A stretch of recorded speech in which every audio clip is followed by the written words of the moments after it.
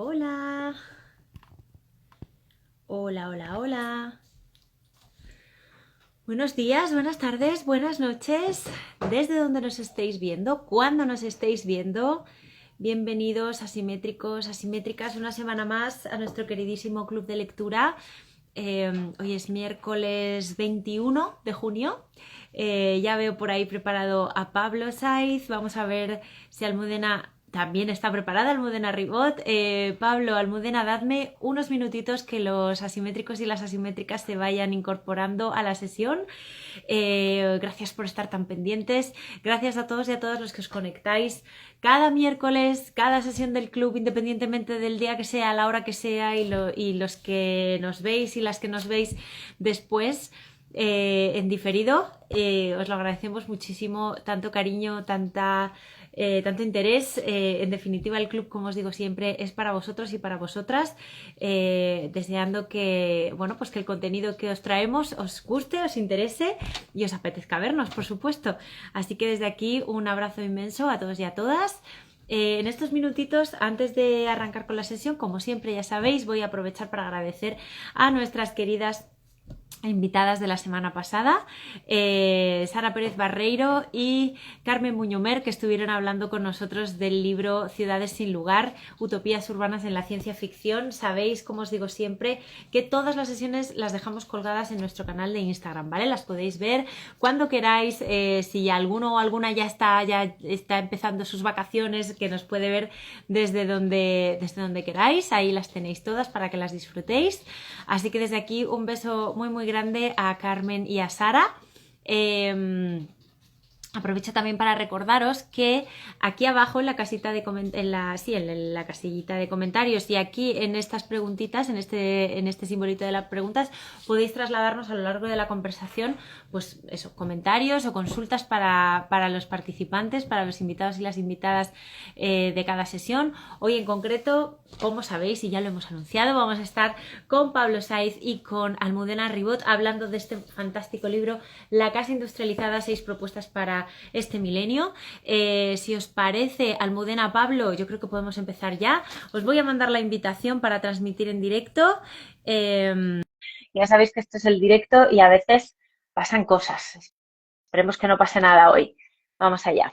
A ver si Almudena y Pablo, a ver quién entra. Pablo, ya le veo ahí preparadísimo, y Almudena, bueno, buenas tardes, ¿cómo estáis, Pablo, Almudena? Hola, ¿qué hay? ¿Qué tal? Encantados. Oh, qué bien, qué alegría veros. Oye, acordaros de poneros, como os dije, con Sí, la cabeza lo más arriba posible para que los comentarios, pues, Pablo, si puedes acercar más la cámara para que te vean a ti, genial. ahí, fenomenal. Muy bien. Ahí mejor, ahí mejor. Pues nada, ¿cómo estáis? Bienvenidos al club de lectura. Ninguno habíais estado conmigo todavía aquí. ¿Qué tal? ¿Qué os parece? Pues un poco vergüenza no haber estado, pero yo, bueno, es que no uso redes sociales porque me ponen un poco nerviosa. Pero si no hubiera estado, porque realmente sí que me interesan mucho vuestros libros, que leo un montón de ellos. Pues Muchísimas nada, gracias, Almudena. yo, ¿Y encan- Pablo, qué tal? yo encantado, ¿no? Encantado de estar aquí con vosotros, con vosotras. Y nada, a ver qué tal, porque ayer pensábamos hacer la sesión esta en un espacio exterior muy bonito, pero se acaba de Sí, desatar una tormenta valenciana, que a ver cómo... ya me imagino, porque aquí en Madrid también, que sepáis todos los que no nos veis desde Madrid, que se ha cubierto el cielo total, ¿verdad, Almudena? Y Me he esto metido que dentro parece que va también yo. a... Así Bueno, que pues nada. con todos a resguardo, si estamos todos a resguardo y preparados, si os parece, os voy a presentar. Yo sé que todo el mundo sabe perfectamente quiénes Bueno, sois, pero me gusta siempre contar un poquito de cada uno de vosotros y arrancamos con la sesión. ¿Os parece? ¿Hacemos así? adelante. Muy Perfecto. bien. Genial. Pues vamos allá. Voy a empezar con Pablo Saiz, que es doctor arquitecto por la EXAM, prediploma también en arquitectura por la Bartlett School of Architecture. En 2007, Pablo, fundas junto a tu hermano Francisco Saiz la empresa Modulab, Ujú. una empresa de la que hoy nos vas a hablar seguro, una empresa enfocada en la construcción industrializada y desde la que trabajas, bueno, pues como arquitecto e investigador en el desarrollo de producto, incluso en proyectos que ahora nos vas a contar. Ujú. Actualmente también eres socio fundador de UDEA, de la empresa UDEA, también dedicada a la construcción de vivienda colectiva, sostenible, asequible. Ujú. Compaginas esta labor profesional con la docencia en universidades públicas y privadas, como por ejemplo podemos decir la Universidad Europea de Madrid, en la que eres profesor de construcción. Y eres autor de varios artículos especializados, por supuesto, en todos estos temas, y hoy vamos a hablar de ello, así como del libro previo a este, La casa industrializada, un sueño incompleto. Bienvenido, Pablo, muchísimas gracias por estar hoy con nosotros. Vamos ahora con... Dime, Pablo, perdón. No, que encantado. Muchísimas gracias, María. Un placer, un sueño estar aquí con vosotros. Fantástico, pues vamos a seguir. También nos acompaña hoy, como veis en pantalla, nuestra queridísima Almudena Ribot, que es profesora titular del Departamento de Proyectos Arquitectónicos de la ETSAM en Madrid, responsable de la unidad Colab. Tus intereses, Almudena, están enfocados principalmente a 3 campos de investigación: la industrialización, la personalización y la sostenibilidad, que, digamos, traducidos aquí al territorio profesional, pues sería como, bueno, pues derivando a la sistematización y a la construcción como lenguaje de proyecto, como lo es, por ejemplo, vuestro proyecto de 450, un sistema de viviendas industrializadas. Ahora quizá también nos puedes contar un poquito de todo esto. Compaginas también estas facetas con tu labor docente, por supuesto, y desde la pedagogía desarrollas este aspecto de procesos colaborativos. Y podemos poner como ejemplo que en 2009 fundas y codiriges desde entonces el grupo colaboratorio Industrialización, Prototipado y Colaboración, y del que yo creo que también nos vas a poder hablar, y además eres la prologuista de este fantástico libro, que no es porque hayamos tenido nada que ver, pero es fantástico, La casa industrializada, 6 propuestas para este milenio, y yo creo que podemos arrancar, si os parece. Bienvenida Almudena, bienvenidos ambos. Pablo, adelante, cuéntanos, ¿qué tenemos aquí entre manos? ¿Qué es esto de la casa industrializada? Bueno, pues mira, esto es la segunda parte de la investigación que hice como tesis doctoral, de la cual Almudena fue la presidenta del tribunal. Y el motivo un poco de escribirlo fue, yo creo que tiene que ver un poco con mí mismo y con mi fisionomía, ¿no? Aquellos que me conocéis, o para los que no me conozcan, yo siempre digo que soy la persona más delgada que conozco, ¿no? Entonces, esto es un hecho para mí bastante relevante, porque tiene bastante que ver con lo que ha sido el desarrollo de la industria y de la técnica aplicada, entre otras cosas, a la automoción y a la arquitectura, ¿no? Entonces, en ese sentido, yo soy una persona más cerebral que física, y he intentado, como siempre, cómo llevar a cabo las tareas que teníamos un poco enfrente con el menor esfuerzo posible, ¿no? Y quizás también adolezco de una cierta inconstancia y pereza, ¿no? Entonces, cuando empezamos a trabajar, pues allá como por el 2000 o 2005, como jóvenes arquitectos y demás, nos encontrábamos con un panorama bastante curioso, ¿no? Ya estaba, en cierto modo, todo el pescado vendido en cuanto a las generaciones precedentes que nos venían antecediendo, y estábamos viendo que la producción arquitectónica era muy compleja. Hacer proyectos de vivienda unifamiliar era una cosa muy complicada, llevaba muchísimo trabajo y generaba muchísimas incertidumbres, ¿no? Entonces fue cuando entonces le propuse a mi hermano, a Fran, ¿por qué no montamos una empresa que haga construcción modular? Sin saber muy bien lo que quería decir en ese momento, que pudiéramos trabajar con un catálogo de viviendas ya más o menos predefinidas, que se pudieran hacer en fábrica y que la gente de manera muy rápida pudiera obtener lo que necesita, ¿no? Entonces, eso fue un poco lo que nos empezó con esta idea de Modulab por aquel entonces, y dado que la formación que habíamos recibido en ese momento no estaba para nada dirigida en este punto, decidí encaminar mi tesis, que en principio iba a ser una tesis dirigida al mapa como herramienta de proyecto, una cosa muy contemporánea en ese momento. Empecé a dirigir mi tesis a investigar todo lo posible el mundo de la casa y de la vivienda realizada por la industria, ¿no? Entonces, lo que empecé a ver por entonces era cómo muchísima gente se había metido ya en esto. O sea, para nosotros era una idea de futuro. A todo el mundo que le decíamos era como, vamos a hacer casas en fábricas. Y ostras, eso es una idea de futuro, ¿no? Entonces, viendo esas primeras investigaciones, lo que vimos es que era una idea que tenía muchísimo pasado y que muchísima gente se había metido en esto. Prácticamente todos los arquitectos de primera línea habían realizado un producto de este tipo y todos habían fracasado, ¿no? Entonces, la idea era cómo aprender de esos errores para no caer en los mismos y aprender de toda la metodología que implica el realizar las casas a través de la industria para conocer el sector y poder llevar a cabo una empresa de éxito, ¿no? Entonces eso fue 2007, montamos Modulab y llevamos un poco en paralelo lo que es nuestra práctica arquitectónica con lo que es la investigación. Un poco en la teoría de montar tus alas mientras te tiras por el precipicio, ¿no? Y eso fue un poco lo que nos llevó a crear Modulab y eso fue un poco también lo que nos llevó a conocer Almudena, ¿no? Por ese momento yo estaba con director de tesis con Federico Soriano y recuerdo en una reunión ahí en la cafetería con Federico que apareció Almudena, como siempre, como una peonza de esas, creando ciclones a su alrededor, haciendo mucho... ¡Ay, qué interesante! ¡Ay, qué chulo esto de construcción modular! ¡Ay, estamos con 450! Oye, pues tenemos que hablar. Oye, ¿por qué no os venís un día con laboratorio, no? Y ahí fue un poco como empezó esta andadura y esa relación con Almudena, ¿no? ¿Tú te acuerdas, Almudena, no? De los Sí. principios de... Qué generosa entrada has hecho, Pablo, qué generosa. Yo me imaginaba que ibas a vincular, como siempre, todo tu libro con el sector de la industrialización y defendiéndolo y tal, y cataplap, que te pones nostálgico y empezamos a hablar de recuerdos. Es fantástico.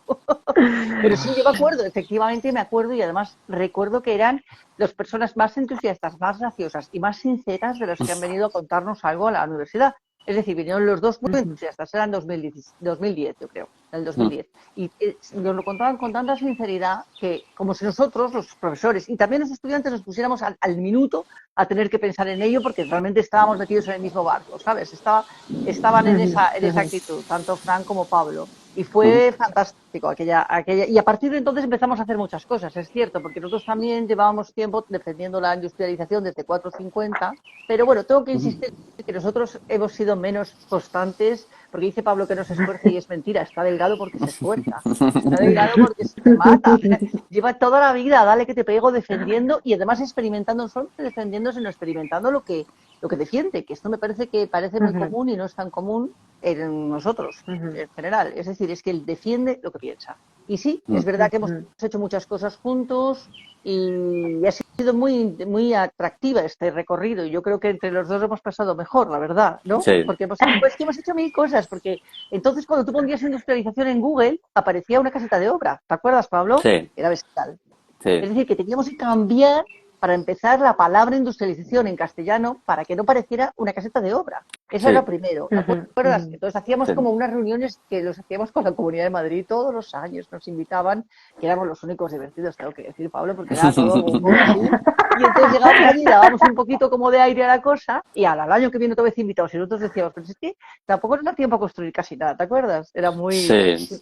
Y luego Era un momento en el que... un curso, hicimos muchas cosas. Sí. Hicimos en el COAM Industrialízate y luego hicimos online otra vez con Modulab Industrialízate, que fue todo un éxito. Y la verdad es que al principio, lo bonito yo creo que toda esta historia es que hemos visto surgir el sector, ¿no? Porque en el principio éramos 4, nos juntábamos casi en una mesa de camilla. Bueno, recuerdo esas cenas en el Club de Génova con nuestro amigo César Muelas, que estaba promoviendo un clúster de la madera, de la construcción industrializada y demás. Y estábamos tú, yo, Guillermo Martínez de Neobloc, la gente de Modultec y poco más, ¿no? Y era como a ver cómo podemos hacer para que esto cobre sentido y tenga el carácter de movimiento, ¿no? Y ahora es increíble porque ya creo que llevamos por la 3ª edición de una feria que se llama Rebuild y es una feria enfocada directamente a la construcción industrializada. Y es que al principio ni siquiera se llamaba construcción industrializada, se llamaba prefabricada.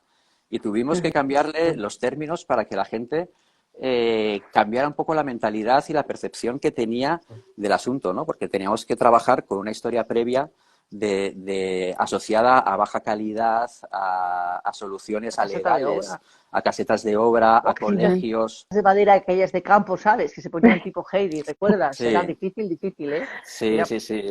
Era complicadísimo, entonces... Esto es muy interesante, los dos como expertos precisamente en industrialización. Ahora entramos al libro, ¿eh? Parece que no vamos a entrar, pero vamos a entrar.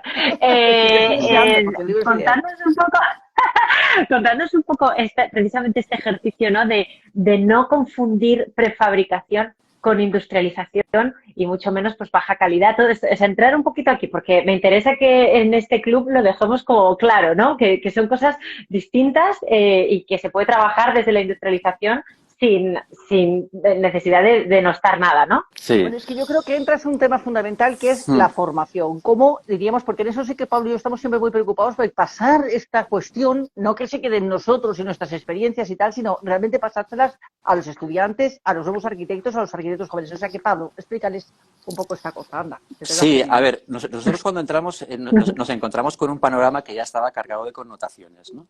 Entonces, es por un lado la casa prefabricada y por otro lado la casa de madera, ¿no?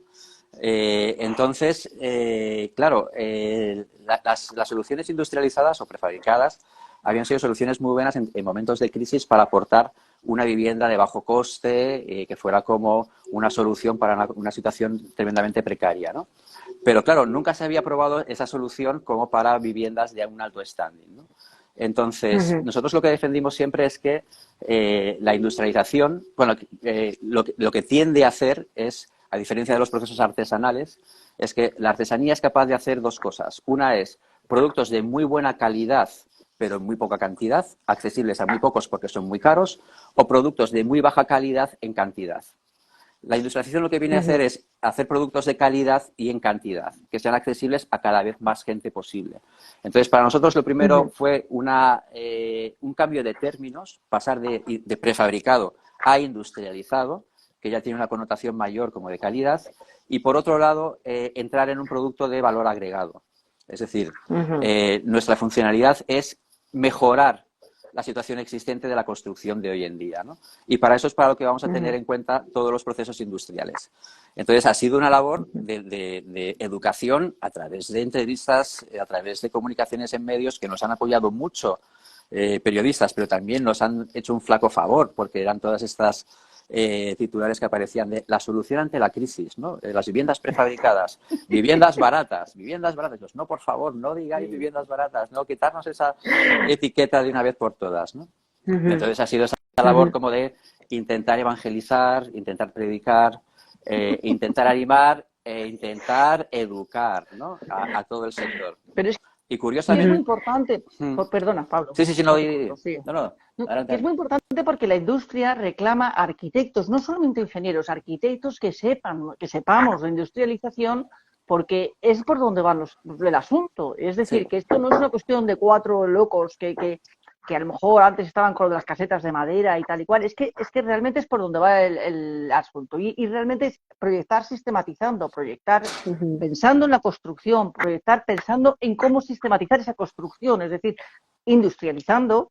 Es una cuestión fundamental que todavía hoy, incluso ahora, que está tan de moda y que todos los arquitectos cuando salen de la escuela parece que van a construir industrializadamente, o dicen ellos que es, no sé lo que dicen, prefabricado tal, es que no saben, o sea, no saben hacerlo con un canuto, pero porque es fundamental entrar en las universidades y que los departamentos de proyectos y construcción no estén tan separados como están ahora. Por ejemplo, esto que dices, Pablo da construcción, Almudena da proyectos, pues es que es lo mismo. No es lo mismo, es el lenguaje de los proyectos, es la verdadera construcción, ¿no? La construcción es este lenguaje, y el lenguaje del proyecto es la sistematización, y por lo tanto, unir esas dos cuestiones es muy importante. A mí me parece que esto es una cosa fundamental y que aprovechamos estos libros, que ahora hablamos de él, pero aprovechamos esto, es que realmente es una defensa fundamental, ¿no? Sí. De verdaderamente pasar esto a las nuevas, no digo a las nuevas generaciones como si nosotros somos unos carcamales, porque no lo es, pero sí queríamos como contaminar un poco al resto de desintereses que no son personales como de dos locos radicales, sino que es que son colectivos. De hecho, el libro de Pablo, y ya termino, perdonad, el libro de Pablo es precisamente está insertado no solamente como considerándolo como dentro del sector, sino en lo más contemporáneo. No es un libro histórico, no es, y ya enlazo, perdonad, no es un libro histórico, no es un libro académico, es una especie de manual de uso para los arquitectos que quieran entender esto, y ahí tienen una primera, diríamos, lección o un primer escalón de aprendizaje, ¿no? Esto me parece que es bastante importante y además es muy fácil de leer. Por lo tanto, es que no es una cosa muy fuera de lo que debería de ser, está muy insertado en la realidad. si queréis, con esta introducción que nos has hecho así, Almudena, y este nexo así pim pam, yo creo que podemos hablar, si os parece, del libro en sí. No sé si Pablo o si... Mira lo que nos dice Andrés Canoas, dice poliamor departamental. Pues sí, Andrés, ya lo sabes, aquí lo tienes. Me encanta porque yo creo que además escucharos también con tanta pasión que lo estáis viviendo y lo hacéis, lo ejercéis tanto como docentes como en vuestra profesión. Yo creo que esto también es muy bonito verlo, pero si queréis, hablamos primero un poquito más del libro, vamos a ver esas 6 propuestas ¿no? que nos propones, Pablo, respecto a la casa industrializada, y que ahí vienen cosas con Italo Calvino, en fin, todas estas cosas. Yo creo que es bonito que, si quieres, nos cuentas un poco cuáles son esas 6 propuestas y cómo lo ves tú, y luego Almudena nos cuenta como prologuista, ¿no? Todo ese nexo de unión. ¿Cómo lo ves, Pablo? Perfecto. ¿Te lanzas? Claro que sí. Bueno, muy bien. Venga, vamos allá.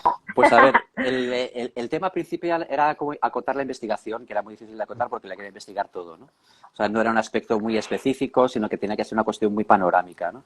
Tenía que abarcar todas las épocas, tenía que abarcar todos los procedimientos y tenía que abarcar todo el proceso y toda la cadena de valor, porque quería entender todo el aspecto completo para saber cómo podíamos hacer que esta cuestión, que una cosa bastante importante, que estaba destinada a un modelo de negocio.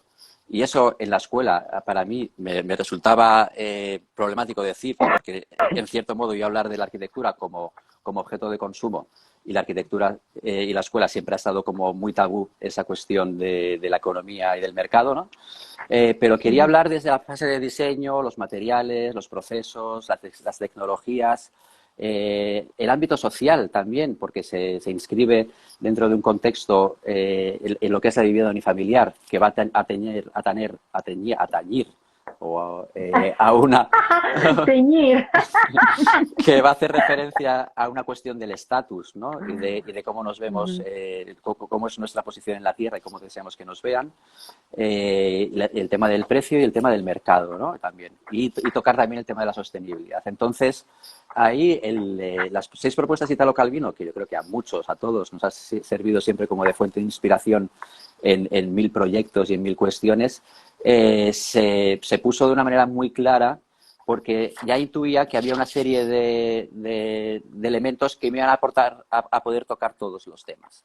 Y que ya intuía que todos esos temas estaban implícitos en las primeras investigaciones en la construcción industrializada, y que todos los textos y todos los autores hacían referencia a ellas, ¿no? O sea, si os acordáis de las propuestas, son, bueno, las voy a ver para ver en orden, pero son levedad, multiplicidad, exactitud, visibilidad, consistencia y rapidez, ¿no? O sea, levedad, rapidez, exactitud, visibilidad, multiplicidad y consistencia.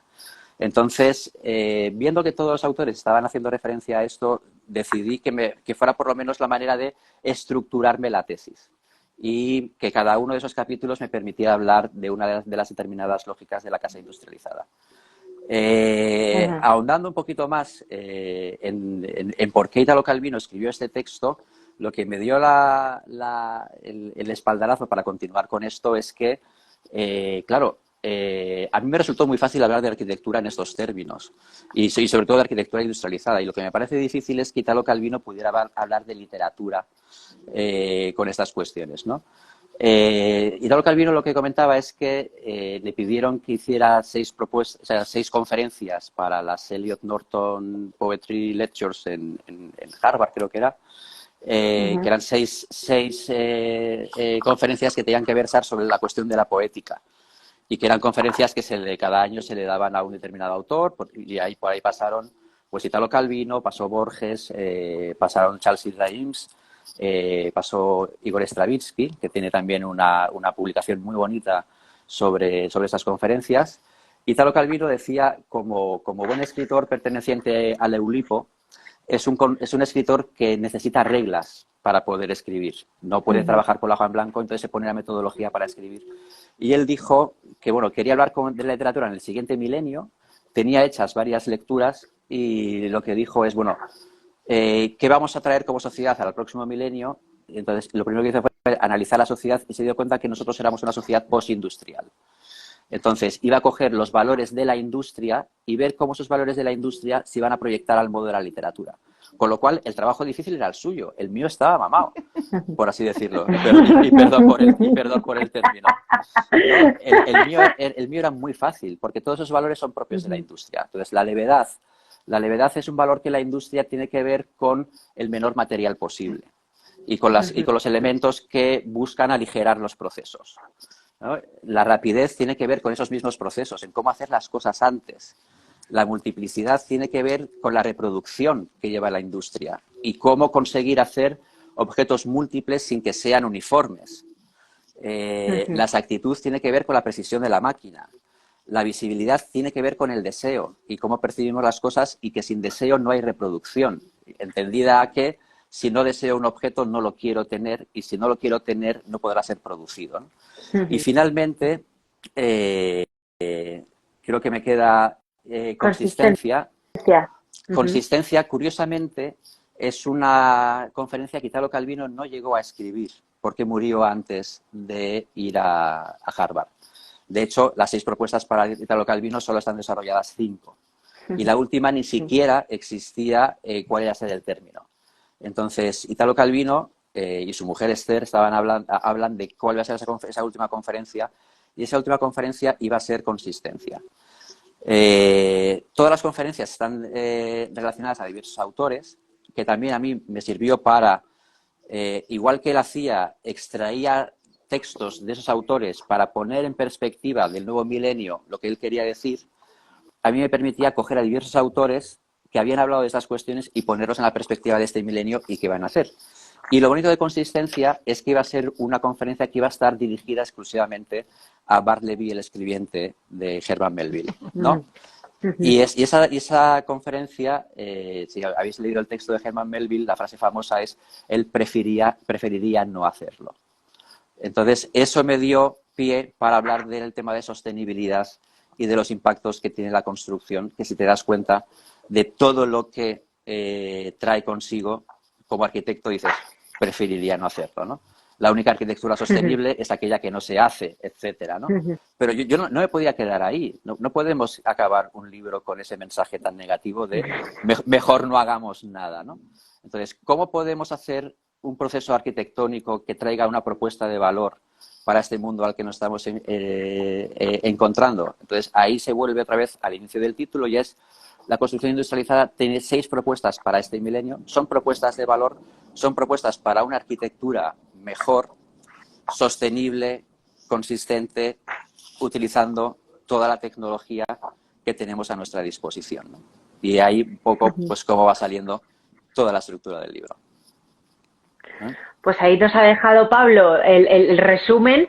A ver, Almudena, ahora tú cómo nos cuentas, cómo has resumido, ¿no? Cómo has cogido este libro. Bueno, es que a mí de verdad me parece... Bueno, primero tengo que decir que Pablo es un buen comunicador, y escribe como comunica, es decir, de una manera suave, facilona, y diríamos como sin trampa ni cartón, que eso es bastante agradable para leer, ¿no? Esto es muy bonito. También tengo que decir que tiene razón, que es que Italo Calvino parece que estaba pensando en la arquitectura.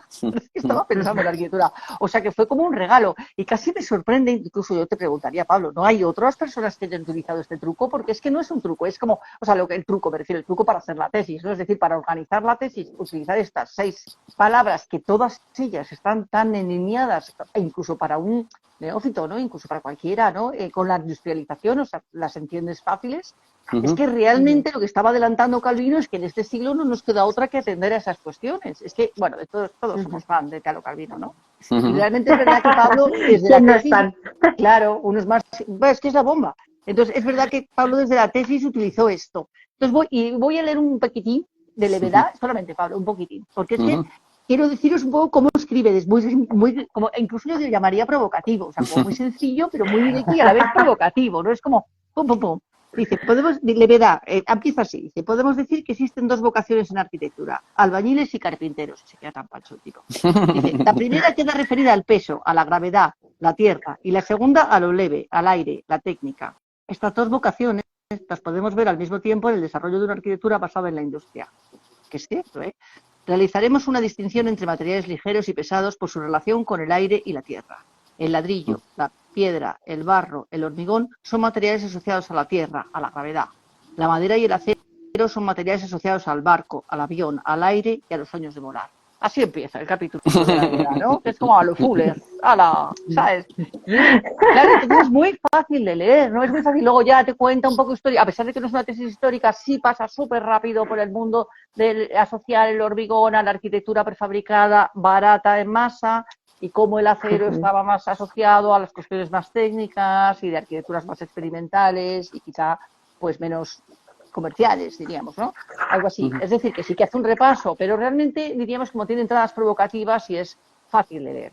Y una cosa que yo sí que pensaba ayer cuando nos vimos y tal y cual, dije, realmente diríamos, la cualidad o la propuesta más difícil de poner en la actualidad es esta de la visibilidad, ¿no, Pablo? Yo creo. Sí. Hay algo ahí como un poco más... Sí, yo creo que en absoluto está forzado, pero sí creo que la visibilidad es la que más sorprende dentro de la arquitectura. Sobre todo cuando pasas de no hacer arquitectura, diríamos, de la casa individual, que esto es una cosa que lo dices tú muy bien en el libro y que, por cierto, cuando estábamos en 450 también lo decíamos, cuánto nos gusta que nos llamen producto, decíamos, cuánto nos gusta que nos llamen producto. Que le llamen producto, no, hacemos productos, no construimos, fabricamos productos, esto nos encantaba. Bueno, es decir, la casa individual como tipología es como más cercana a esta idea de producto, pero la casa, diríamos, en la vivienda colectiva o diríamos edificios más híbridos o más generales, ya esto de la visibilidad es un poquito más peliagudo.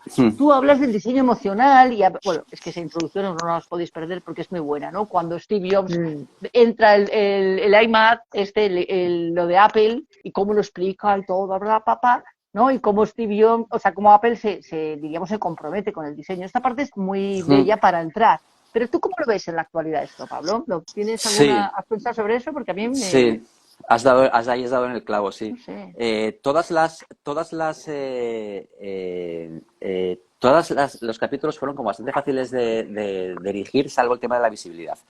El tema de la visibilidad, evidentemente, tenía que hablar de la cuestión del diseño. Ese fue el que más me costó encontrar el qué decir ahí en ese capítulo, ¿no? Por un lado, ahí surgen dos líneas, ¿no? Una es la identificación que tenemos con la imagen de la arquitectura como resultado de la producción, ¿no? O sea, no podemos dejar de entender que todos los periodos arquitectónicos han tenido una imagen que ha sido producción de su forma de hacer, es decir, el gótico es como es por unas técnicas constructivas que eran capaces de hacer lo que eran capaces de hacer. El movimiento moderno incluso basa sus ideas estas de construcción sobre pilotis, la ventana rasgada, etcétera, por la nueva tecnología del hormigón, aparte de otras cuestiones higienistas. Pero es como... Y ese capítulo, por así decirlo, yo creo que está por escribir todavía, ¿no? Entonces, cómo una nueva forma de construir puede dar una nueva forma de presentar y visualizar la arquitectura. Ahí es lo que se habla, ahí quizás el único punto es la arquitectura de la junta y la arquitectura del collage, ¿no? Cómo el hecho de reunir componentes unos al lado de otro va a dar una determinada visibilidad en la que la junta va a ser un elemento característico, ¿no? Esa cosa que siempre a nosotros nos espanta, porque parecemos como herederos del movimiento moderno, superficies tersas y continuas que no tengan juntas, ¿no? Pero luego podemos ir a la casa japonesa y nos fascinan esas ideas de los tatamis y los fushimis y todos los tabiques y tal, donde la junta es un elemento característico y le da esa visibilidad, ¿no? Entonces, por un lado está ese capítulo por escribir, que es como qué imagen va a tener esta nueva arquitectura, porque será una nueva arquitectura si hay unos nuevos procedimientos para llevarlos a cabo. Pero luego, por otro lado, en el ámbito de la casa industrializada, la casa unifamiliar ya, entendiendo eso, que entra dentro de la sociedad de consumo, y eso lo explica muy bien Baudrillard, ¿no? En la sociedad de consumo, cómo los objetos para consumirse tienen que ser deseados y cómo el diseño es una herramienta de ese deseo muy importante, ¿no? Entonces eso los americanos lo han hecho siempre muy bien, ¿no? Junto con los italianos, ¿no? Son los inventores del diseño industrial y ahí está Raymond Levy, por ejemplo, que fue quizás el primer diseñador que entendió que una forma atractiva de una nevera hacía que esa nevera se vendiese más, ¿no? Y ahí enlazamos con Steve Jobs, y que él entendía, y además la historia de Steve Jobs tiene como muchas vinculaciones con este libro, ¿no? por un lado está su biografía, que está escrita por Isaacson, me parece, que me gustó mucho también su manera de escribir y la cogí un poco también como referencia a la hora de coger el estilo. Esa también con la biografía de Agassi, la de Open, que os la recomiendo a todos, que es, y ahí vais a ver el truco, dónde está copiada la técnica esta de escribir en primera persona casi hoy en presente, ¿no? Pero bueno, pero por ejemplo, Steve Jobs fue una persona que entendió que Apple no podría funcionar si no tenía una carga de diseño muy importante. Y todos, que levante la mano el que no, o sea, ¿quién se ha comprado un iPhone porque sea el mejor sistema operativo? ¿O quién se ha comprado un Mac porque sea el ordenador que más potencia tiene? Nadie. Todos nos hemos comprado Macs o iPhones, o el que lo ha hecho es porque son objetos tremendamente bellos. Además de objetos que funcionan muy bien.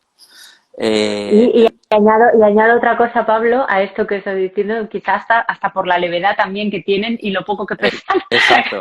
Sí. Y ahí lo dejo. Sí. Sí, o sea, que tienen otras funciones que no la mera operatividad que hacen que nos sentamos atraídos, ¿no? El tacto, la usabilidad, la forma, etcétera, ¿no? De hecho, Steve Jobs, él cuenta en la biografía de Isaacson que su idea de crear Mac le vino de vivir en una casa industrializada, que era una casa que había construido Eichler, que era un promotor de la costa oeste de Estados Unidos, que basaba su sistema a la vez inspirado por Frank Lloyd Wright y las casas industrializadas de Wright de esa época, y cómo a través de la estandarización y a través de la industrialización la gente de clase media podía vivir en una casa bien diseñada y bien construida, que de otra forma no se hubiera podido permitir tener, ¿no? Entonces, ahí está ese nexo. La visibilidad en la casa industrializada, en el ámbito de la casa unifamiliar, ahí es una cosa por descubrir porque el hecho, o sea, la idea era crear las cosas un poco al revés, ¿no? Cuando alguien se quiere hacer una casa, muchas veces va un arquitecto y no sabe lo que va a ser. Entonces, esto tiene que ser un proceso distinto, que es un proceso como que la demanda es la que tira, ¿no? Y que la demanda está creada de manera de antemano. Entonces oye, tenemos estas casas, mira qué atractivas son, se identifican con ti, con tu forma de ser, te gustan, resultan atractivas, cómpranoslas. Entonces, al final no es que el sistema de producción sea brutal, que la sostenibilidad sea enorme y que las casas sean muy eficientes y cueste muy poco tiempo hacerlas. Si las casas no atraen y no son deseables, nadie las va a querer. Y ahí es el tema de la visibilidad, para mí, el aspecto quizás más importante y más difícil de escribir, ¿no? Ahora que os tengo aquí a los dos, que lo hemos dejado ahí un poco pendiente al principio, pero ambos no solo afrontáis estos temas, ¿no? De la industrialización, de la sostenibilidad, no solo lo afrontáis de manera teórica o pedagógica, digamos, ¿no? En clase o a través de artículos, sino que también lo habéis hecho a través de la práctica, ¿no? Yo creo que sería muy bonito también que nos contarais vosotros vuestra propia experiencia como arquitecta y arquitecto, cómo se abordan todos estos temas a la hora de, ¿no? Coger el lápiz, ¿no? Y empezar, venga, vamos a ver cómo es esto, ¿no? No sé, Almudena, si nos quieres contar un poquito, primero tú, 450, y luego Pablo quizá nos hable de Modulab y Gudea. Vale. Vamos a ver, nosotros empezamos muy pronto, la verdad. Vamos, muy pronto no es que nosotros no nos parecía pronto, de hecho todo el siglo XX estamos apoyándonos en él, es decir, no éramos nada tempraneros, nosotros sabíamos que estábamos en hombros de gigantes, pero sí en Madrid, en España, aquí en este, diríamos, contexto, fue un poco difícil. Entonces empezamos como en el 2006, pero es que había mucho boom de arquitectura, estaba la burbuja. Y yo creo que también era un momento bonito, ¿no? Entonces proponíamos un sistema industrializado que además era customizable, es decir, era personalizable y la gente podía entrar en una web, éramos súper ambiciosos, la verdad. Podía entrar en una web y diríamos hacerse su propio diseño, al menos su propia distribución. Ya sabes que la gente se cree que diseñar es proyectar cuando no lo es, pero al menos diríamos entraba como a ser partícipe y entonces luego también podía personalizar los acabados porque era un sistema de capas, podía incluso lo que nosotros llamamos gadgets, Es decir, le dábamos, si Ujú. podía poner chimenea, un lucernario, lo que sea, una serie de cosas que podría, diríamos, como personalizar. Y entonces montamos ese Ujú. sistema y la verdad es que fue estupendo. Construimos 6 unidades y de los cuales eran 3 ampliaciones y 3 castillas, 3 casitas. Ujú. Y iba muy bien, pero vino la crisis y dejaron de dar hipotecas de golpe y sopetón. De golpe y sopetón es Ujú. de golpe y sopetón. Y claro, nuestros clientes, como venían de un mundo un poco, como dice Pablo, precario, como que, todos tenían que diríamos, construir sus casas con hipoteca. No quedaba otra. Ujú. Entonces Ujú. se nos hundió realmente la empresa. Nosotros teníamos una gente que hacíamos las casas ya en 3 meses. De hecho, tenemos certificados de los clientes que firmaron que se lo habíamos hecho en 3 meses. Es decir, estábamos súper rodados y engrasados. Pero la crisis nos Ujú. destrozó. Tengo que decir que nos arruinó incluso. Y Ujú. fue muy duro. Y entonces por eso digo que siempre Pablo a mí me parece muy valiente porque Pablo siguió. Hizo Ujú. la tesis, Ujú. siguió y todavía está. Estuvo en Modulab y luego se pasó a Budea y me gustaría que él nos contara. Es decir, que yo ya me he desbancado un poco porque nos asustamos, no es que nos asustáramos, nos arruinamos y por lo tanto nos quedamos un poco más al margen. Una pena, Ujú. porque todavía hoy pienso que era una idea estupenda y nuestro Desde proyecto no era luego. solamente un proyecto constructivo, era un proyecto, era un sistema proyectual, diríamos. Y lo podíamos, Ujú. de hecho, estamos Ujú. haciendo una ahora en madera que corresponde con el sistema, con lo cual es verdad que la vamos a pensar que es una 450, pero es una 450 un poco póstuma.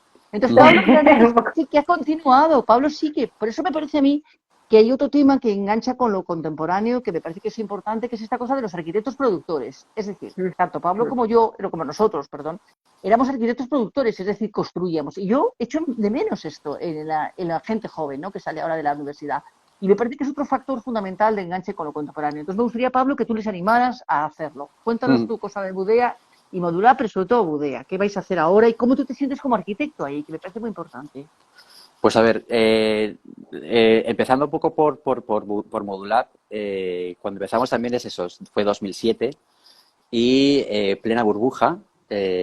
Conseguimos un industrial, Guillermo Martínez, de Neobloc, que aquí le quiero rendir un caluroso homenaje, Es que es otro verdad. de los grandes pioneros y Ese sí es que un crack. se ha dejado la vida y todo en esto y sigue empujando con el mismo entusiasmo. Y él era una persona que venía del mundo de la caseta de obra y estábamos mi hermano y yo con todo nuestro entusiasmo buscando industriales que nos quisieran acompañar en este recorrido y él nos puso todos los medios para hacer el primer prototipo. Y cuando lo acabamos fue fantástico. Teníamos un prototipo de vivienda modular, ecoeficiente, industrializada, etcétera. Muchísima prensa, una publicidad gratuita, increíble el impacto que tuvimos en medios. Una nota de prensa que nos costó 400 euros del momento y apareció en todo el mundo. Y nos generó un tráfico enorme de peticiones de presupuestos, ¿no?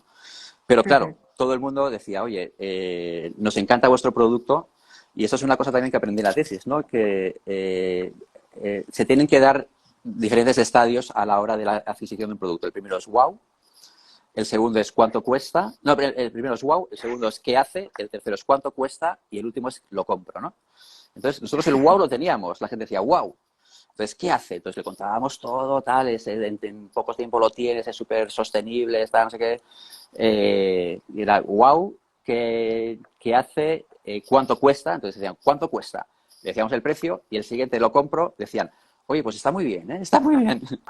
Y no cerraban la compra. Entonces era peticiones, peticiones, peticiones, peticiones. Entonces ahí nos dimos cuenta que una cosa muy importante es el product market fit, ¿no? Hay un mercado Ujú. y tienes que hacer un producto en coste para ese mercado. Y ahí es donde empezamos quizás a tener como diferencias de visión entre mi hermano y yo, que era una empresa familiar y demás, hacia dónde tirar, ¿no? Para mí era muy importante que tuviéramos no solamente un producto estupendo, sino que además que fuera un producto de mercado, ¿no? Ujú. Y al final, pues, quisimos insistir en tener un producto estupendo y la única cuestión fue esperar que el mercado fuera suficientemente maduro para poder cogerlo. Y yo le dije, mira, Ujú. 2017, ¿no? O 2018 más o menos, pero estábamos en el 2010, nos quedaban 8 años para que esto pudiera funcionar. Entonces nos desgastamos mucho por el camino, estuvimos trabajando mucho en ese sentido, hicimos varios proyectos, estuvimos buscando sistemas y ya conseguimos tener un product market fit. Pero Ujú. bueno, estábamos ya muy desgastados, seguíamos con muchas diferencias de visión y la familia estaba en juego Entonces, pues en ese momento dije, mira, yo tengo quizás otras posibilidades, puedo trabajar como consultor, puedo trabajar, he sido el profesor en la Universidad Europea, y puedo buscar mi línea. Mi hermano realmente fue la persona que cargó bajo sus hombros la empresa y todo lo demás, el equipo, etcétera, y lo más natural es que él siguiera ahí. Y entonces, en ese momento se cruzó Budea por mi camino. Estábamos ya hablando con ellos para hacer una consultoría en construcción industrializada y demás. No veían el encaje porque no sabían muy bien si éramos competencia o no, pero en cuanto salí de Modular, hablé con ellos para ver si podíamos colaborar de alguna manera ya como consultor independiente, y me dijeron, oye, pues estamos buscando un director técnico que lleve a cabo la parte de arquitectura, te ofrecemos además la posibilidad de ser co-founder, tenemos un grupo empresarial detrás importante con una promotora y con la intención de ser la constructora de esa promotora. Ya tenemos una serie de obras en marcha, te apuntas, y fue como, bueno, de cabeza, ¿dónde hay que firmar, ¿no? Claro. Entonces, muy bien, muy curiosamente había escrito como en el libro cuál sería el siguiente, en un libro, en un cuaderno, cuál sería el siguiente reto al que me quería dedicar, y era pasar de vivienda unifamiliar a vivienda colectiva. Y es una de las cosas que recuerdo que me dijo Almudena, dijo, bueno, esto de la vivienda unifamiliar está muy bien, pero realmente la vivienda unifamiliar siempre ha sido el campo de experimentación de las cosas que vamos a poner en práctica en escalas mayores, y el impacto realmente importante es en vivienda colectiva, ¿no? Entonces ahora estoy aquí en Budea, que es los mismos principios, construcción industrializada. Hemos montado un equipo brutal de gente muy, muy entusiasmada y muy cualificada, con experiencia en obra, con experiencia en Lean Construction de diferentes sectores. Tenemos un CEO que viene del mundo financiero, que no sabe nada del mundo de construcción, pero que tiene una capacidad de aprendizaje brutal, y estamos poniendo en práctica todas estas cuestiones, ¿no? También con un reto muy difícil, que es hacer vivienda colectiva, sostenible y de precio asequible, utilizando madera técnica como material de construcción, con una intención de descarbonizar el sector de la construcción muy importante.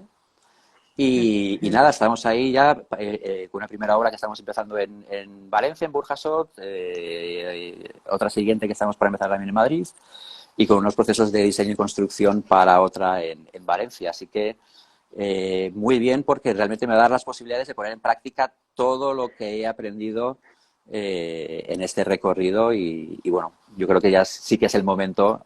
Quizás en el 2007 era demasiado pronto para presentar estas ideas, pero ahora ya se están convergiendo un poco todos los astros para que esto pueda ser una realidad, ¿no? Así que muy bien. Bueno, chicos, que sepáis que no puedo agradecer más vuestra honestidad y esta generosidad con la que estáis compartiendo vuestra experiencia, porque es maravilloso también escuchar la realidad ¿no? de la profesión en sus distintas versiones y en sus distintas fases. Yo de verdad os lo agradezco muchísimo a ambos, y que sepas, Pablo, que por aquí está un montón, por lo menos 7 miembros de Budea a la escucha, con Pablo A. Medina Di Fiori ahí escribiéndonos, y aprovecho que Pablo Medina nos ha hecho un comentario antes, y habéis hablado los dos de la madera, ¿no? Almudena, tú decías que ahora teníais un proyecto ¿no? que lo estabais desarrollando en madera, y Pablo, ¿no? ¿O lo he entendido yo mal? Ya se ha terminado. Porque ya está terminado. Porque cae una ¡Ay, qué bien! Bueno, y Pablo, nos contabas precisamente que en Budea estáis desarrollando precisamente proyectos en madera. Nos decía Pablo que el siglo XXI es el siglo de la madera, acompañando al nuevo paradigma de la sostenibilidad y del carbono como nueva unidad de medida. Contándonos un poco este material de la madera y esa relación con la sostenibilidad, la huella de carbono, todo ese tipo de cosas. Contadnos vosotros qué sabéis de esto y profesionalmente de esto. Contadnos. Almudena, ¿quieres tú empezar? Vale, Pablo. Bueno, yo solamente tengo que decir que ayer estábamos en una oposición con Begoña de abajo y tal, y que veíamos, que ya lo habíamos comentado algunas veces, en Francia se va a obligar a construir en madera, se va a obligar. No sé si ya desde 2023, porque si las fechas se me lanzan, no sé exactamente cuál era, pero es ya, es decir, la arquitectura de hormigón se penaliza. Eso es así. Es así. Y en todos los países del sur de Europa, y el otro día estaba yo hablando con Bego de esto, me parece que es bastante importante. Llegamos un poquito más tarde, porque culturalmente no venimos de esto, ¿no? Venimos de un asunto como más pesado, de tierra, de piedra, de ladrillo o de hormigón. Por lo tanto, o sea, diríamos como que vamos un paso más atrás de lo que ya sabemos, que es en Finlandia, el norte de Europa y tal. Pero que también teníamos otro dato, que es que España es el país del sur que más bosques tiene. Es decir, que es un sistema de reciclaje de bosques. O sea, es decir, que tenemos que entrar sí o sí, ya, sí o sí. Y me parece que tenemos que entrar desde la investigación, desde la universidad y desde la propia sector, diríamos desde la práctica, ¿no? Desde la industria también. Es decir, que la madera, y en eso también tengo que decir que Pablo fue muy pionero, porque lleva trabajando en madera toda su vida, ¿sabes? Y eso está muy bien. Y nosotros hemos cambiado más de sistemas, o no de sistemas, ya te digo, proyectuales, pero sí de procesos constructivos. Pero Pablo está enganchado a la madera desde siempre. Entonces yo creo que Pablo sabe mucho más de esto, pero vamos, que esos son los datos, que no me los invento, que es así.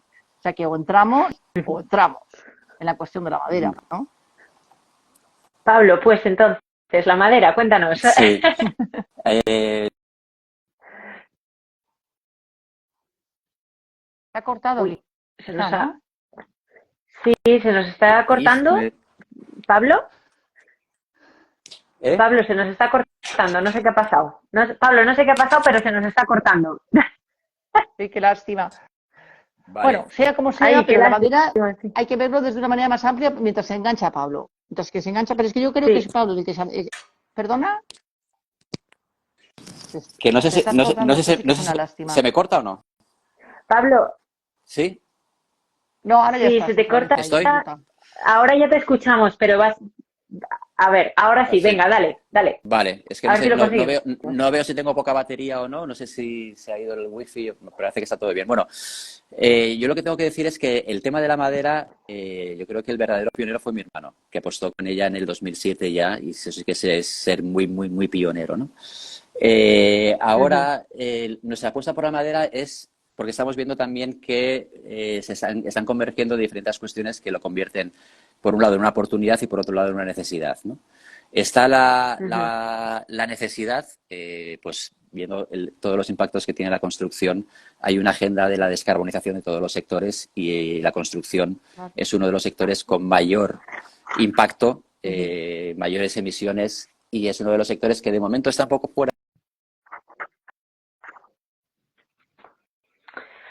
Ay, chicos, se me está cortando. Sí. No sé por qué extraña razón. Yo creo es porque Pablo, te una nos estás tormenta cortando. bestial. Probablemente tenga que ver con la tormenta. Tiene razón, Almudena. Sí, porque estábamos muy bien. Ya. Estábamos súper bien y de repente... Pablo, haz una cosa, vamos a probar... Dime. Sí, sal y vuelve a entrar, a ver si recuperamos la conexión. ¿Salgo del directo? Aunque sea un segundito para intentar conectar. Sí, sal y cambia la conexión y vuelve a entrar, a ver si conseguimos Vale. desde ahí cogerlo de nuevo, ¿vale? Venga, prueba, vamos allá. ¿Me tienes que invitar a entrar otra vez o no? Sí, pero mira, ahí no sé qué ha pasado, pero ahí estás mejor. Ahí te vemos mejor y te oímos mejor, ¿verdad, Almudena? Sí. A ver si cambiando de sitio me escucháis mejor o no. Vale. Venga. Lo intentamos y si no salgo y intento volver a entrar. Si eso me mandas. Vale, estupendo. ¿Vale? Bueno. Venga. Bueno, pues se da esta doble cuestión de necesidad y oportunidad, ¿no? Entonces, ya, como sabéis, la construcción es uno de los grandes focos de emisiones de todas las industrias. El hormigón es una de ellas. El hormigón es un material maravilloso que nos ha permitido hacer muchísimas cosas. Lo único que los arquitectos hemos abusado excesivamente de su uso, ¿no? Y hemos hecho hasta bañeras y lavabos de hormigón. Ya no cabe decir pues todo lo demás, ¿no? Lo hemos utilizado como monomaterial, ¿no?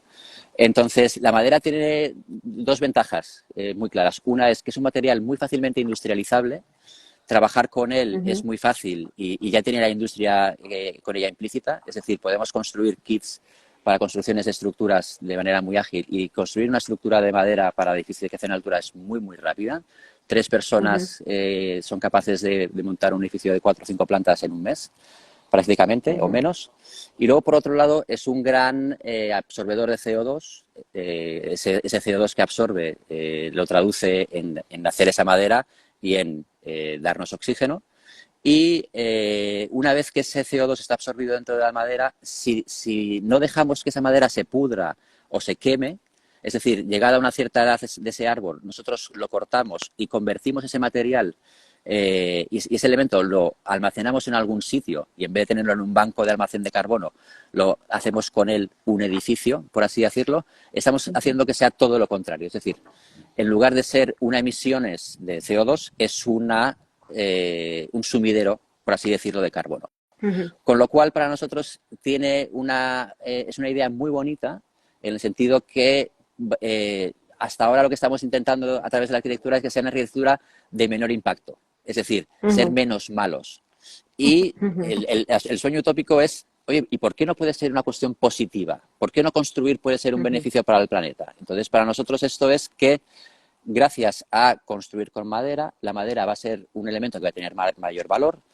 Nuestros bosques que están abandonados, y es una pena como se queman continuamente, van a estar muchísimo más protegidos. Va a aumentar las masas forestales, que eso sucede en todos los países que utilizan la madera como material de construcción. Estados Unidos, Japón, Suecia, etcétera, llevan siglos construyendo con madera y no son desiertos. Es más, cada año las superficies forestales aumentan, con lo cual pensamos que es la mejor solución. Otras podrán venir, pero es una solución muy bonita, muy bonita, muy bonita. Otra vez, ¿qué nos sucede? Pues falta esa cultura, falta esa educación y falta esa formación. Y se nos olvida que pues todos los que hemos vivido, por ejemplo, en Madrid, en el centro, cercanos, pues bueno, todo lo que es el Madrid de los Austrias, son edificios de altura de 4, 5, 6 plantas que están construidos en madera y que siguen estando ahí. Y si se hizo en el siglo XIX y en el siglo XVIII, ¿por qué no vamos a poder volver a hacerlo ahora, ¿no? Entonces, pues bueno, ese es el reto por el que estamos ahora. Pero ahí ya hay industria española que está trabajando en eso, en el norte de España, en el País Vasco, en Galicia. Mucha industria de la madera está haciendo paneles de CLT. Yo creo que hay una asignatura pendiente y que nosotros queríamos empezar a investigar desde la universidad y que, bueno, por cierto, voy a aprovechar para lanzar un máster que lanzamos a su vez el año que viene, ya lo sabes, Pablo, y que tú estás súper invitado siempre, que es el que tiene que ver con la industrialización y el prototipado con el proyecto de arquitectura y que se va a hacer desde la madera, ¿no? Entonces, una investigación que queremos lanzar es, diríamos, el traspaso desde estos pinos que vienen del norte de Europa y que pensamos que parece que tiene que ser así cuando en realidad nosotros tenemos otro tipo de árboles, ¿no? En el sur.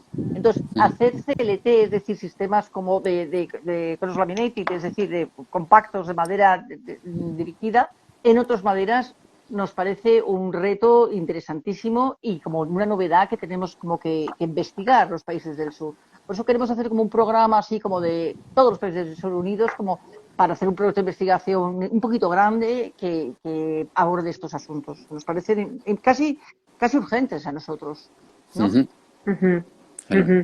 Pues Pablo Almudena, yo es que me quedaría horas hablando con vosotros, pero es que sepáis que ya estamos en los 3 últimos minutos de la sesión. Parece que no, pero ya se nos ha pasado la hora. No sé si queréis apuntar alguna cosita más. Yo solamente aprovecho para mencionar otro comentario que nos dejaba Resiliencia Arquitectónica, que dice que nos manda un saludo, por supuesto, y os dice que sois referencia para su tesis de grado sobre la industrialización en viviendas de la zona norte de Perú muy afectadas por el fenómeno Niño, que lo sepáis, para que vayáis también vosotros con ese dato, que vuestro trabajo se conoce y está ahí ya ha cruzado el charco ya y ya lo tenéis por allí, o sea que no sé si queréis apuntar alguna cosita más o... Bueno, yo que empiece, la gente que tenga un cierto interés que empiece leyendo el librito, porque el librito es pequeñito, se lee rápido, es facilón, llega el verano, te lo puedes leer en la playa. Y es verdaderamente el primer paso hacia un conocimiento que yo creo que es como un manual de supervivencia para los arquitectos contemporáneos. O sea, que es que me parece que es imprescindible. Y ya era hora de que se hicieran cosas así, tan sencillas y tan directas, ¿no? Y de verdad que me parece. O sea, no es porque ya sea amiga de Pablo, que también le soy, y porque y de vuestro, de Asimétrica, sino porque me parece que es una lectura muy súper atractiva y súper útil, sobre todo. Y me parece que es importante leerla.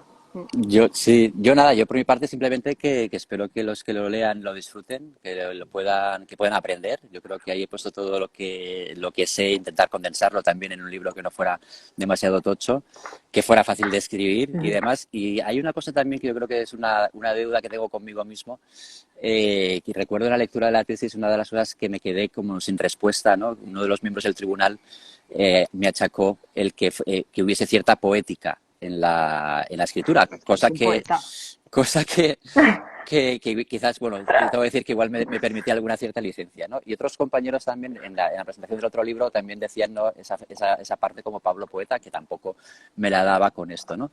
Entonces ahí, como esa misma noche que me acosté con la tensión así de la lectura y me quedé con esa cuestión no respondida, ¿no?, de la poética, y claro, dije, ostras, claro, si existe una ética en la técnica, ¿no?, incluso una estética, ¿por qué no va a existir una poética, ¿no? Y yo creo que si no hay poética, no hay técnica de arquitectura, ¿no? Entonces, yo creo que es muy importante que no olvidemos la técnica, pero nunca podamos dejar la poética de lado, porque sin poética yo creo que no tenemos solución de supervivencia, ¿no? Entonces, he intentado que la cuestión sea un poco de ambas partes, ¿no? Hablar de técnica, hablar de poética, hablar de sueños de volar y hablar de una nueva forma de crear una arquitectura que yo pienso y pensamos muchos que tiene muchas propuestas de valor para este milenio que estamos empezando a vivir. Y nada más que agradeceros mil el que hayáis acogido este libro en vuestras colecciones, y espero que también que podamos hacer más por el camino. Bueno, vosotros sabéis que Asimétrica se apunta un bombardeo, o sea que lo que queráis, aquí estamos, esta es vuestra editorial de confianza, ya lo sabéis, felices. Pablo, no se puede decir más claro que lo que acabas de decir, y nosotros estamos contentísimos de contar con este libro maravilloso en nuestro catálogo. Por supuesto, como dice Almudena, es un libro precioso, fácil de leer, con un contenido a la vez también que abre muchas maneras, ¿no?, y muchas puertas para investigar y para interesarse, como decía también Almudena, ¿no? Los y las que estéis interesados en este camino, por favor, no dejéis de leerlo. Voy a aprovechar, bueno, dice Mauro Ginsburnier, dice, bravo Pablo, sin poética no hay supervivencia. O sea que estamos todos y todas de acuerdo. Un saludo voy a enorme. aprovechar. Un saludo enorme, Mauro. Así nos vemos. Mauro. Bueno, recordaros a todos. Bueno, el que no quería dejar de decirlo, aprovecho para darle las gracias a nuestro queridísimo Toni Cabré, que es el responsable de este collage maravilloso de cubierta, del que estamos, yo creo, todos enamorados. Así que desde aquí un besito muy grande también, Toni. Recordaros a todos y a todas que sí, que el libro está disponible en nuestra web, lo podéis adquirir ahí, pero por favor, si podéis, adquirirlo en librerías. Siempre, siempre, siempre mejor en librerías. Son nuestras compañeras de viaje en esta aventura editorial y son nuestras amigas y cómplices necesarias. Así que, por favor, id a las librerías, pedidlo en librerías, que van a estar encantadas siempre de recibiros. Almudena, Pablo, no puedo estar más feliz de haber compartido esta tarde con vosotros. Gracias de corazón a los dos y nos vemos muy pronto. Cuidaos mucho, ¿vale? Muy bien, muchísimas gracias. Genial. Muchas gracias. Chao, chao. Un besito, chicos. Chao. Chao.